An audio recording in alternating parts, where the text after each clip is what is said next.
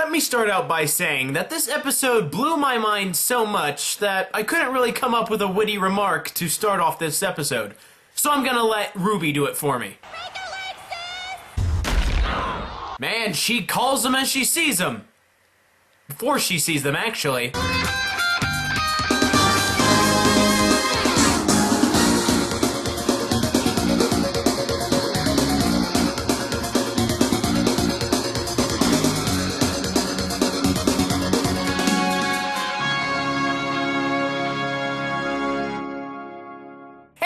Everybody out there in YouTube land, Jake of the OneManBand is back again, giving you a RWBY episodic review. And oh my freaking gosh!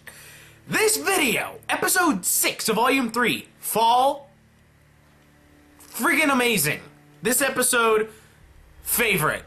Right now is my favorite. I know I say that every time I see a new episode, but this one definitely is amazing on so many friggin' levels. Let me just start off by saying that this is probably the first episode of RWBY that I've really come away with more answers than questions. A lot was answered in this episode, and a lot of questions that were brought up for this episode were answered during the episodes. So enough of me going on about all that. Let's get to the juicy bits. Let's start. So the episode starts off and we see that Ozpin is talking with Pyrrha in his office. Now, let it be known that this Pyrrha isn't Neo in disguise at all. She is the real Pyrrha. That was a bad call on my account for the last episode, like, oh, that could possibly be Neo. You know, it's not true. It was a good idea, but with the way the show is going, that wasn't in the cards. This is the real Pyrrha, and I don't want to hear any of you people saying in the comments, no, it's still Neo, because it's not. There's no possible way that it could be. Well, there's always a small possibility, but just put that out of your mind. This is the real Pyrrha that Ozpin is talking to. So we learn that it is indeed Pyrrha who's going to the singles round, and I was a bit disappointed that I didn't get to see the doubles round that Team Juniper had. I wanted to know who Pyrrha's partner was during that round. I mean, it could have been John, it could have been Nora. That was probably those were probably the most likely candidates, but I still would have liked to see that battle. We also learn that people are kind of jaded over whether Pyrrha is the one who helps carry her team or her team like inspire her to do better. I mean, it is obvious Pyrrha is the strongest out of all of them and is definitely the most skilled, but I'm not sure if she carries the team. Each one of her teammates has come leaps and bounds to stand on her level. Even John has. So her carrying her team may be pushing things a little too far. And then of course we have the amazing question that starts off pretty much the entire episode. What's your favorite fairy tale? Now, we learn that there are indeed a lot of different fairy tales in the world of Remnant. Some of them probably have some similarities with fairy tales that we have. But the one that we are really looking for, the one that is important, is the fairy tale of the 4 sisters, aka the story of the seasons. So essentially, in this story, there is an old man living up on a hill, reclusive, crotchety, how I want to be when I'm really old, and he's visited by 4 young sisters. Now, each one of them brings something different to the table when they talk to him. Now, let it be known that when it depicts this fairy tale, each one of the sisters is colored, the representative color of one of the kingdoms. Basically, the 4 colors that represent the kingdoms also represent the 4 sisters. So we learn that the 4 sisters all help the old man in some way. The eldest sister, the first sister, she states that he should stay in his house. He should meditate on everything that he's gone through. The next sister, you know, helps plant his garden, you know, till his fields, harvest crops, stuff like that. The third sister brings warmth and joy to his existence, while the last sister tells him to be thankful for everything that has gone on in his life. Now, if you look carefully and listen carefully, each one of these sisters, of course, represents a season. But it is what you do in that season that they suggest to the old man. The first sister, who represents winter, tells him that he should stay indoors and meditate about what has gone on through his life. That's what a lot of people do in wintertime because, you know, it's cold outside, it's rainy, or it's snowing. So you stay indoors and you do things that you would do indoors. You know, you think about things a lot, and you probably, you know, get to writing that book you've always been wanting to write, and you do stuff like that. The next sister, which represents spring, she, you know, tilled his fields, she brought life back to his garden and his fields, and she harvested vegetables and fruits for him. So in spring, you know, there's the planting season, some types of crops are harvested in the springtime, but the springtime is normally when you start to bring life back to the land that winter had taken away. The third sister, she brings warmth and comfort to the old man, much like summer does. It brings warmth and comfort to people, you know. Like school's out or whatever, so you can enjoy your life and you can just relax. And then the last sister tells him to be thankful for everything that has happened in this world. During the fall months, that's when it's transitioning from summer into winter, so we start to look back on how this last year has been. And then, of course, there's Thanksgiving, so we're thankful for things that happened during that year, and we pray and hope for what will happen in the year to come. So I got pretty off track right there, but I think that was really important. After the sisters give their words of advice to the old man, he's warmed and thanks them for their wisdom and their kind words by bestowing upon them great power. And then he tells them to go out into the world to help others like they helped him. Now, this man, he was a person of great power because he was able to bestow power upon these four young ladies. Now, whether he had been some form of god or ancient spirit or just a really powerful human is yet to be known, but we do know that this fairy tale was indeed real. Now, something that kind of came into my mind when they talked about this fairy tale. Now, the old man, the way he was shown, represented, and the way he was colored reminded me of Ozpin. So I was like, could it possibly be Ozpin was the old man? But then Ozpin goes off to say that that story was around when he was a little boy. He states that, so that kind of shot down that theory of mine, but we still know that Ozpin is indeed old, because then Pyrrha makes the comment, I don't think you're that old, Professor Ozpin. So then we go on to learn that this fairy tale is indeed real. So there are 4 maidens out there in the world that wield tremendous power. It is not power that is given through dust, it is not semblance, but magic. Yes, they have finally brought in the term magic into the series. Now it all makes sense why when people ask the creators of RWBY, you know, about dust, about semblance, they would always say, it's not magic, it's different than magic, it isn't magic. Now we know why. Why they were so dismissive about, oh, this being magic or a form of magic. Because now we see that magic is indeed in the world of Remnant, but it's something that is far more powerful than either a semblance, aura, or dust. It is a different type of power in itself. It is extremely powerful. And how do we know this? Because we later learn that there are people out there in the world that want to harness this power for evil purposes, and they would have almost unlimited, unrivaled power. And then we finally learn why Ozpin asked Pyrrha to come up to his office. He wishes for her to become the new Fall Maiden. Now, of course, all this information that has been thrown onto Pyrrha, she is totally confused. She barely even knows what's going on. She is very uncomfortable with this scenario.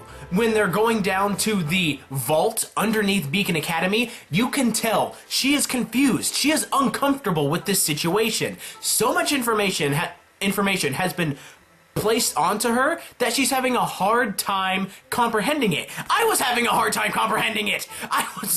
You should have seen me when I was writing down notes, literally, I was going so fast I could barely read my own handwriting. And as they are walking through the vault, we learn that these maidens have existed for thousands of years, passing their powers onto the next generation every time they die. We learn that there are specific rules to how the maiden's power is passed down. We learn that it must always be a young woman who inherits the power. And we then also learn that the person who inherits the power is normally, if they are a young maiden, when the maiden who has the power is dying, the power is then normally bestowed upon whoever is in their thoughts during the time of their death, as long as it's a young maiden. So the selection process is a bit iffy, but it's magic, and it's something completely new in the world of Remnant that we have not known about. So it can have convoluted rules if it wants to. Now, the next bit of information was probably already known due to everything that has been going on the past 3 volumes, but the world of Remnant is on the fast track toward war. But Ironwood says not a war between nations. A war, obviously, with the creatures of Grimm. We know the creatures of Grimm are becoming more powerful and more numerous than they have in a very long time. But I still believe that Cinder has a plan that's going to fracture the kingdoms to cause them to not stand as one. But we'll have to wait for a further episode to get further details on that. And if you wish to know more about that, I suggest you watch my theory video about Cinder's true plan. Annotation probably somewhere, link down below. And it is here, down in the vault, that we finally get the reason why Crow was talking about Autumn's condition back in episode 3. We learn that Autumn is, of course, one of the maidens of the seasons, but also a young girl named Amber, who is in a coma-like state, but is slowly dying. Amber was attacked by someone who forcefully tried to steal her maiden of the season's powers, and was only able to steal a fraction of it. It's obvious that this person is indeed Cinder Fall. And it is here, down in the vault, that we learn about a new organization, a secret order that I have dubbed the Brotherhood of the Seasonal Maidens. This order is comprised of the headmasters of the Huntsman Academies, plus probably a select few of the huntsmen, like Crow. He knows about the maidens, so there's probably other huntsmen out there who know about them that are part of this secret order, that are there to protect the maidens. Because it is obvious that there can't just be only 4 of these protectors left, because that would leave the maidens very, very vulnerable, and we do know that the other headmasters of the schools are also part of this brotherhood due to Crow and Ozpin's discussions earlier in the volume. Pyrrha asks why this information was kept from public eye, to which we learn that back when the maidens were known and loved by people, there were evil people out there that wished to steal their powers, to use them for nefarious purposes. And that is why of course, this secret order to protect the maidens was created, and the legend of the maidens was indeed made into a legend, a myth, a fairy tale, something that old grandmas tell their grandchildren to put them to bed. This way, the citizens of Remnant would be safe, and the maidens themselves would be safe as well. Because the information about these 4 individuals that have immense power and that there are people gunning for them would completely usurp hundreds of years of history. Glenda even says it would mess with the religion that's going on. But they don't go any farther than that on the realm of religion. And what would that do? That would cause panic. That would cause strife, which of course leads to, you know what? The Grimm attacking human settlements. We don't need that right now. We're not ready. Upon learning these facts, Pyrrha says that she will become the Fall Maiden. She will become the new one. But before we move on, I want to talk about something that was in Volume 2 really quick. As we know, Pyrrha was added to a list by Cinder back in Volume 2. We didn't know what this list was for, but we may know now. That list may have been a compilement of possible new maidens, possible candidates to become one of the Seasonal Maidens. Pyrrha was probably added to that list for that reason, because we know Cinder, she's trying to acquire all that power. She was only able to acquire a fraction of it. So if she can compile a list of the possibilities, she can plan around that. Now back to the current episode. But we then learn that the process of Pyrrha gaining that power isn't gonna be easy. Since Amber is in a vegetative state and is slowly dying, she can't really meet Pyrrha and have her in her thoughts as she passes away. And since her power has been leached out by Cinder, that power may, once it leaves Amber's body, it may want to rejoin whatever power is in Cinder, thus giving Cinder the rest of the Maiden's power. To which Ironwood has a plan. Ironwood and Atlas has been conducting experiments where they're able to pretty much suck aura out of something and place it into something else. Now, of course, this isn't ethical at all. Why? Because we know that aura is the manifestation of a person's soul. So essentially, you're ripping out somebody's soul and you're putting it into something else. That ain't cool. That's no good. But it is through this information that now we know how Penny was born. It was through this research that they were able to take someone's aura and placed it into an autonomous machine. A machine that can generate an aura. So, using this process, they will take Amber's life force and fuse it with Pyrrha's. So essentially, it will be two auras, two souls inhabiting one body, and Pyrrha will then have whatever's left of Amber's Fall Maiden's powers. But since it will be two souls, Pyrrha may change. She may not be the old lovable Pyrrha that we have learned to enjoy. This is a time of great risks, and possibly a time of great sacrifice. And of course, Pyrrha is going to be given time to come up with a true verdict on what she wants to do. But she must give an answer before the Vital Festival's end. And that, my friends, is probably one of the biggest revelations in RWBY so far. I mean, what are we? Halfway through Volume 3 and they decided to drop this giant plot point now? Does J.J. Abrams write this show or something?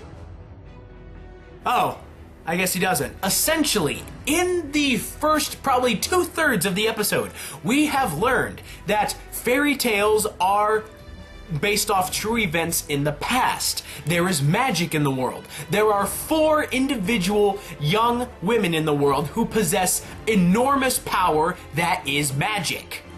Cinder is trying to gain one of those maidens' powers. Pyrrha may possibly become one of those maidens, and through this operation, Pyrrha may become an entirely different person. And that, my friends, is how you make an awesome episode, putting in giant awesome plot points and making it freaking awesome. Like that. This episode's freaking... yeah! Oh yeah, and then some fighting happened, whatever, I don't care.